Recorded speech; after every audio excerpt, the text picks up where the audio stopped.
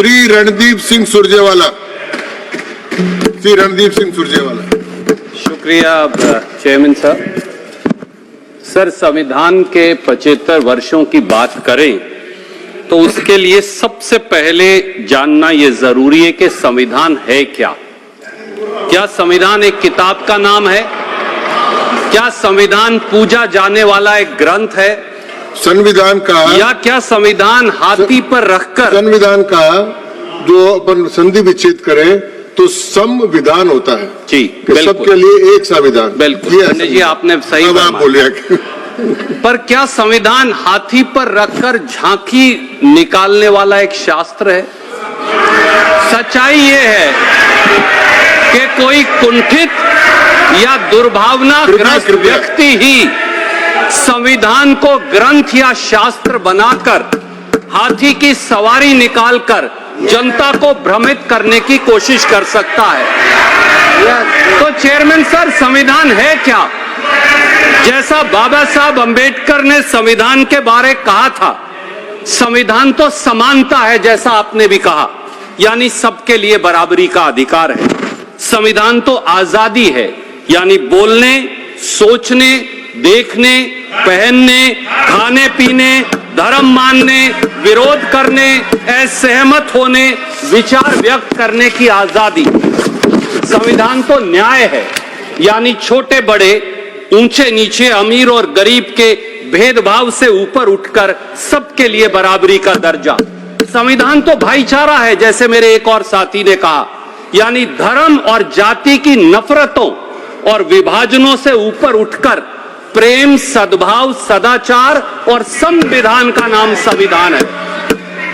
संविधान के 74 सालों पर चर्चा के लिए संविधान के मायने जानना जरूरी है, क्योंकि सत्ता के हीरो का मुकुट पहना बादशाह आज संविधान के मायने भूल बैठा है। सत्ता के सिंहासन और बड़ी बड़ी कुर्सियों पर बैठे लोगों को आज की तारीख में जानने की जरूरत है कि संविधान के मायने क्या हैं, और मैं अपने शब्दों में उन्हें चरितार्थ करने की कोशिश करूंगा। वो राज के तंत्र यानी सत्ता हथियाने और सरकार बनाने को संविधान मान बैठे हैं, पर देश के लिए गरीबों की मुसीबतों और जनता की जरूरतों के आगे सत्ता की जवाबदेही के प्रजातंत्र को संविधान कहते हैं। वो चंद अमीरजादों और दोस्त धन्ना सेठों की दौलत लाखों गुना बढ़ाने को संविधान मान बैठे हैं, पर देश के लिए गरीबी हटाना, न्याय करवाना और सबको बराबरी का दर्जा दिलवाना संविधान है। कृपया सुने। टीवी पर सुर्खियां बनाने वाली जोर जोर से बोलती आवाजों को संविधान मान बैठे हैं, पर देश के लिए टीवी के प्रायोजित शोर की बजाय वीणा की टंकार सी बजने वाली आम आदमी की आत्मा की आवाज संविधान है। वो ईडी, सीबीआई, इनकम टैक्स के डंडा तंत्र से विरोधियों को झुकाने और सरकारों को गिराने को संविधान मान बैठे हैं, पर देश के लिए चेयरमैन सर, नैतिकता, बहुमत और ईमानदारी की कसौटी पर सत्ता और शासन का खरा उतरना ही संविधान है। वो सरकारी खर्चों पर दुनिया घूमने, इश्तहार छपवाने, कपड़े बदलने और दूसरों को नीचा दिखाकर कहे लगाने के अधिकार को संविधान मान बैठे हैं, पर देश के लिए सर, जूती गांठने वाले गरीब, बोझा ढोने वाले कुली, मोटर रिपेयर वाले मिस्त्री, ट्रक चलाने वाले ड्राइवर, अनाज पैदा करने वाले किसान की आवाज को बुलंद करना ही संविधान है। वो साधु का छद्म वेश धारण कर अहंकारी ताकत के नशे में मर्यादाओं की लक्ष्मण रेखा को कुचल देने को संविधान मान बैठे हैं। पर सर, देश के लिए तो पक्षी राज जटायु की तरह न्याय व कर्तव्य के बोध के लिए कुर्बानी देना ही संविधान है। आजकल संविधान के नाम पर बड़े बड़े लोगों द्वारा भारतीय राष्ट्रीय कांग्रेस को गाली देना और लांछन लगाना फैशनेबल हो गया है। काश ये सब लोग कांग्रेस को पानी पी पी कर कोसने की बजाय बाबा साहब अंबेडकर द्वारा 25 नवंबर 1949 के भाषण को पढ़ लेते तो उन्हें संविधान की अडॉप्शन से ठीक एक दिन पहले दिया था। प्रधानमंत्री जी ने भी उसकी चर्चा की थी। And I quote sir, Ambedkar ji ने कहा, विधानसभा के अंदर कांग्रेस पार्टी की मौजूदगी से अराजकता की यह संभावना शून्य हो गई, जिसने इसकी कार्यवाही में व्यवस्था और अनुशासन की भावना लाई। कांग्रेस पार्टी के अनुशासन की वजह से ही मसौदा समिति संविधान को विधानसभा में पेश करने में सक्षम हुई, जिसमें प्रत्येक अनुच्छेद और प्रत्येक संशोधन के भाग्य के बारे में निश्चित जानकारी थी। और बाबा साहब अंबेडकर आगे कहते हैं, इसीलिए विधानसभा में संविधान के मसौदे को सुचारू रूप से चलने का सारा श्रेय कांग्रेस पार्टी को जाता है। ये थे बाबा साहब अंबेडकर। और सर, बाबा साहब अंबेडकर ने, मैं बहुत लंबी तकरीर नहीं करूंगा, बाबा साहब अंबेडकर ने 25 नवंबर 1949 के संविधान सभा के संबोधन में 3 चिंताओं की चर्चा की। मुझे लगता है कि वो चिंताएं आज के शोर मचाते शासकों और सरकारों पर लागू होती हैं। पहली चिंता, अंबेडकर जी की पहली चिंता, धर्म से ऊपर देश रखेंगे या धर्म को देश से ऊपर।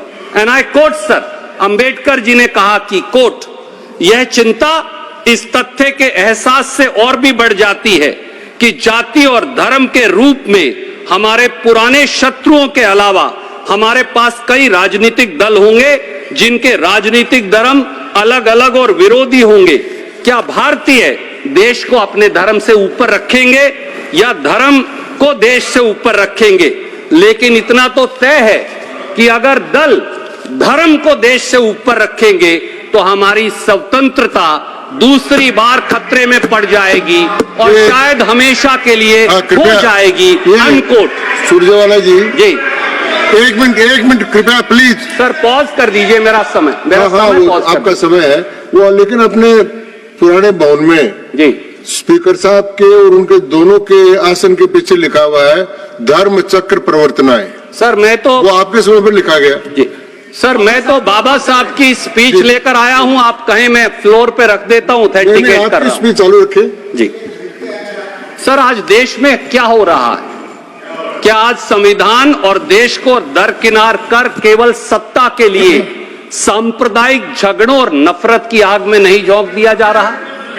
सत्ता की शहतीरों पर बैठे मुखिया जब शमशान बनाम कब्रिस्तान की बात करें, जब मटन, मंगल सूत्र और मुजरे की बात करें, उसे अपना चेहरा बनाएं, जब लोगों को कपड़ों और टोपी से पहचाने, जब बच्चों की संख्या की गिनती से देश की नीतियां चलवाएं, जब दीपावली, रमजान और क्रिसमस का टकराव करवाएं, तो फिर बताइए क्या बाबा साहब की चेतावनी से सीख लेने की जरूरत नहीं है? अंबेडकर जी की दूसरी चिंता थी सर, राजनीति में भक्ति या नायक पूजा निश्चित रूप से पतन और तानाशाही का मार्ग है। और 25 नवंबर 1949 को मुझे मालूम है कि वो शोर से सत्य को पराजित करने की कोशिश करेंगे, पर इसमें कामयाब नहीं होने वाले। 25 नवंबर 1949 को अंबेडकर जी ने फिर कहा, एंड आई कोट सर, यह सावधानी भारत के मामले में किसी भी अन्य देश की तुलना में कहीं अधिक आवश्यक है, क्योंकि भारत में भक्ति या जिसे भक्ति का मार्ग या नायक पूजा कहा जा सकता है, उसकी राजनीति में एक ऐसी भूमिका निभाती है जो दुनिया के किसी भी अन्य देश की राजनीति में निभाई जाने वाली भूमिका से बेजोड़ है। धर्म में भक्ति आत्मा की मुक्ति का मार्ग हो सकती है, लेकिन राजनीति में भक्ति या नायक पूजा निश्चित रूप से पतन और अंततः तानाशाही का मार्ग है। अनकोट। सर, पिछले 10 साल में हमने देखा कि एक व्यक्ति की पूजा और अंधभक्ति से किस प्रकार संस्थाएं मरती रही, मर्यादाएं गिरती रही और एक छत्रवाद और तानाशाही बढ़ती रही। इसके कुछ उदाहरण मैं देना चाहूंगा। एक व्यक्ति ने कहा किसान को लागत पर 50% मुनाफा मिलेगा, 2022 तक किसानों की आय दुगनी हो जाएगी। नतीजा क्या हुआ? उल्टा सरकार बनते ही उचित मुआवजा कानून को खत्म करने की कोशिश की, फिर किसान विरोधी काले कानून लाए, 700 किसानों की शहादत हुई और आज भी किसान दिल्ली आने के लिए सिसक रहा है। एक व्यक्ति, सर 2 मिनट्स, एक व्यक्ति ने कहा कि नोटबंदी लाऊंगा, काला धन, नकली नोट और उग्रवाद 50 दिन में खत्म करवाऊंगा। काला धन तो खत्म हुआ नहीं, नकली नोट तो खत्म हुए नहीं, उग्रवाद नक्सलवाद तो खत्म हुआ नहीं, अर्थव्यवस्था खत्म हो गई। एक व्यक्ति ने कहा कोरोना में बगैर सोचे समझे लॉकडाउन लगाया, कहा ताली बजाओ, मोबाइल की लाइट जलाओ, कोरोना जादू से खत्म। कोरोना तो खत्म हुआ नहीं, गंगा मैया लाशों से हट गई, लाखों लोग हजारों किलोमीटर पैदल चलकर गए और लाखों रोजगार खत्म हो गए।